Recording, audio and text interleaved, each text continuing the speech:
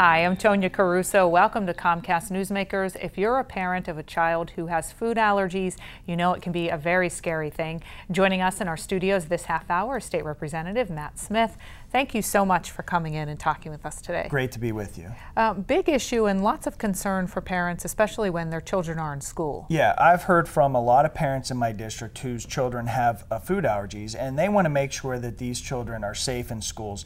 Because with a food allergy, you can the child could eat, whether it's a nut-based allergy or something else, they could eat something and they could go into immediate anaphylactic shock, and they need to have the proper medication immediately on their person so that they can self-administer and be safe in a school setting. And so what does this legislation do? Yeah, we recently passed in the House with overwhelming bipartisan support a bill that would allow, that would force school districts to develop policies to allow children who demonstrate they have the ability to self-administer and the maturity to carry an EpiPen, would allow those children to carry an EpiPen on their person, so that if, for instance, they go into anaphylactic shock and they have a matter of seconds to self-administer, they can administer the EpiPen, which contains epinephrine that would alleviate any concern with the anaphylactic shock, and in some cases would save the child's life. Because right now, what happens? Right now, the school districts, some school districts allow children to carry it, some school districts don't. And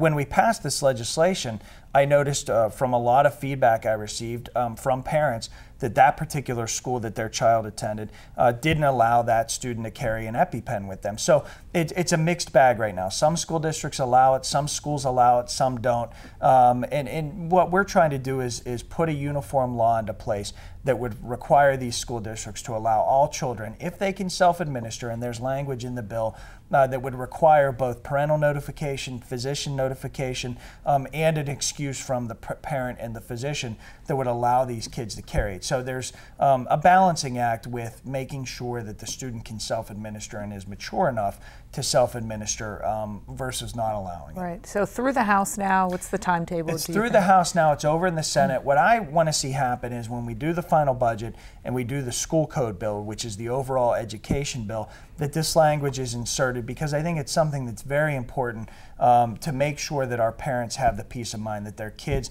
with food allergies are safe in a school setting.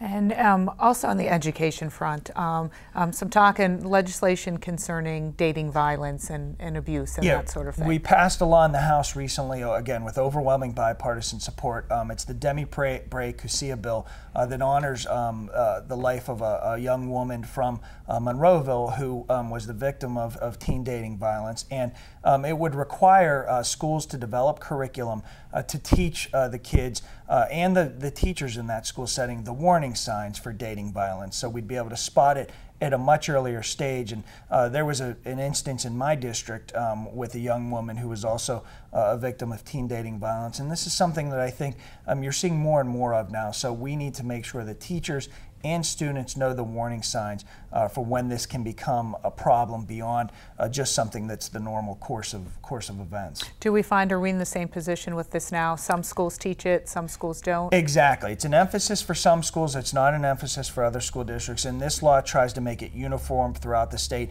If, for instance, a parent doesn't want their particular child to be taught these sorts of things, then they can actually opt out of it. So there is a parental consent and notification requirement in this bill as well. And it just gives parents, again, the additional peace of mind to know that their students in school are being protected to the extent that it's possible, and to make sure they're in a safe school setting. And what is the timeline on all of this as well? Same thing. That bill passed the House. It's over in the state Senate right now. And, you know, I've urged the state senators I'm in communication with to act quickly on it, because, again, it has huge bipartisan support in the House, and I think it's something that's common sense. Well, State Representative Matt Smith, thanks so much for coming in and talking with us today. We appreciate it. Thank you. You're welcome.